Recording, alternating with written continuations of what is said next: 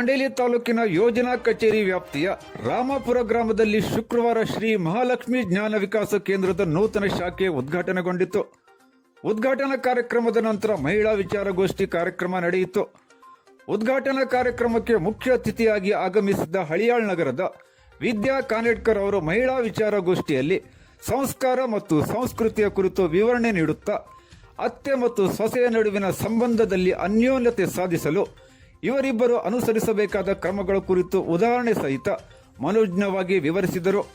ಕಾರ್ಯಕ್ರಮದ ಅಧ್ಯಕ್ಷತೆಯನ್ನು ವಹಿಸಿದ್ದ ಯಲ್ಲವ ಅವರು ಜ್ಞಾನ ವಿಕಾಸ ಕೇಂದ್ರದ ಕಾರ್ಯವೈಖರಿಯ ಕುರಿತು ಮೆಚ್ಚುಗೆ ಮಾತುಗಳನ್ನಾಡಿ ಇನ್ನಷ್ಟು ಸಮಾಜಮುಖಿ ಕಾರ್ಯಗಳು ನಡೆಯಲಿ ಎಂದು ಶುಭ ಹಾರೈಸಿದರು. ವಿಕಾಸ ಕೇಂದ್ರದ ಸಮನ್ವಯ ಅಧಿಕಾರಿ ಆಶಾ ಬೋಗೂರ್ ಅವರು ಪ್ರಾಸ್ತಾವಿಕವಾಗಿ ಮಾತನಾಡಿದರು. ಸೇವಾ ಪ್ರತಿನಿಧಿ ರೂಪಾ ಸ್ವಾಗತಿಸಿದರು. ರೇಣುಕಾ ವಂದಿಸಿದರು. ಕಾರ್ಯಕ್ರಮದಲ್ಲಿ ನೂರಾರು ಮಹಿಳೆಯರು ಉಪಸ್ಥಿತರಿದ್ದರು.